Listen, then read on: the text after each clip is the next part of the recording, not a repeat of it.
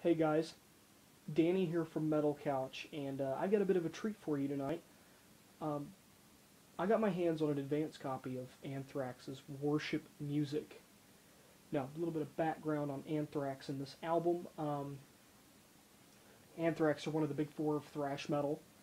They've been ranked among the bands such as Slayer, Metallica, Megadeth, and they haven't released an album in 8 years. And they haven't released an album with Joey Belladonna in 21 years. So, going into this album, was really excited to see, Joey back in action, and the fact that a new Anthrax album even came out. Because Worship Music has been in the works for quite some time. It's been in development hell for a little while, and now it's finally here.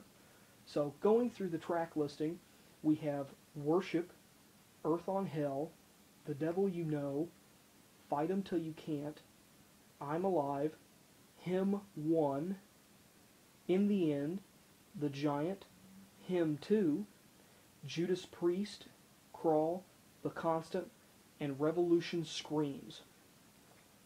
Going into this album, we begin with Worship. It really sets the mood for the album. Great opener. Just with a bit of a monotonous voice towards the end, saying worship music, over and over again, really sets the mood for what's to come. Then we go right into Earth on Hell. Immediately upon hearing the guitars and drums kick in for this track, I immediately think that I am not listening to Anthrax.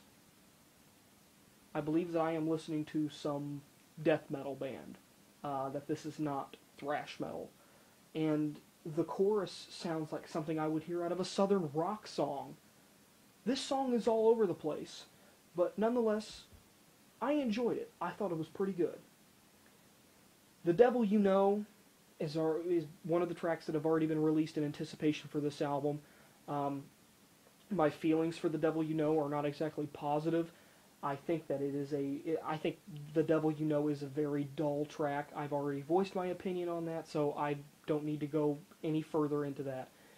And then we have Fight 'Em Till You Can't, which I've already voiced my opinion on that as well. I think it's a great track, and who doesn't enjoy a track about killing zombies?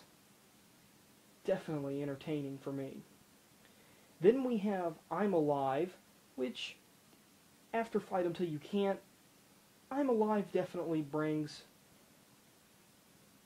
there's a theme behind this album that I have noticed a lot. It deals with hell, demons, and even the undead. I'm Alive is no different.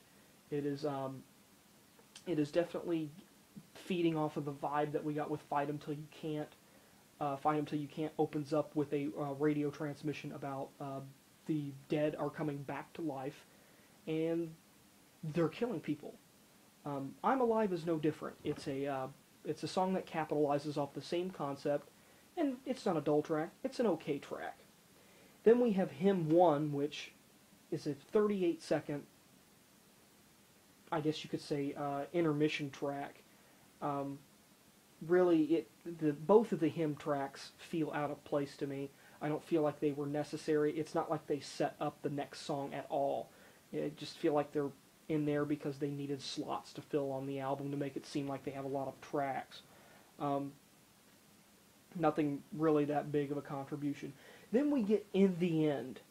I was impressed with In the End. I heard that it was released before the album, that it's been released before the album's even come out. An album doesn't come out for another week.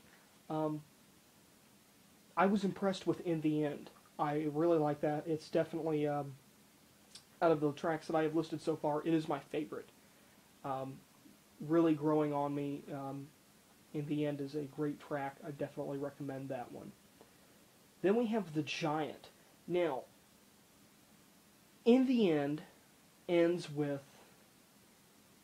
a kind of... In the End, of course, capitalizes on the same theme we've heard throughout this album. The Giant, however, deviates and tells a bit of a story. it's a really short track, and it's one of those okay tracks. Nothing really outstanding. Then we have Hymn 2, which I've already explained both of the hymns. No need to go any further into that.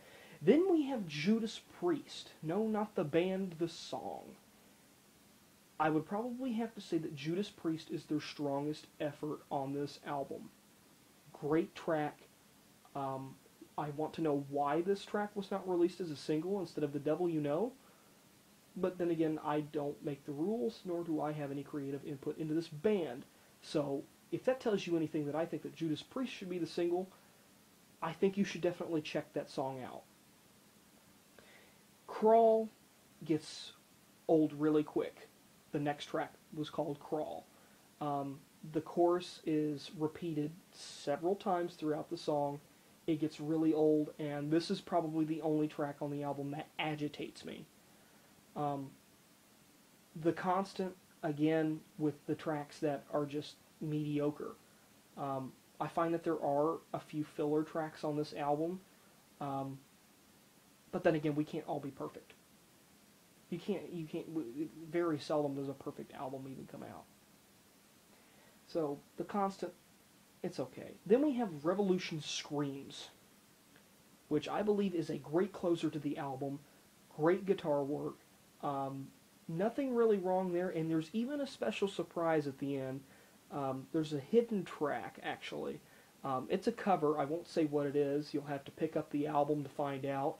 But there really is a great surprise at the end. Overall, I would have to give this album an 8 out of 10. I really want to wait for another album to come out before I can make a judgment to see if, Anthrax is back in form, because 8 years without making an album and 21 years without their first singer, it's difficult to get back into the game. So, I'm going to give this 8 out of 10. Definitely buy this album and check it out. I really don't have anything further other than the fact that you guys can leave comments in the box below. Tell me what you think, if you've heard any tracks off of this album. And when the album finally drops, pick it up.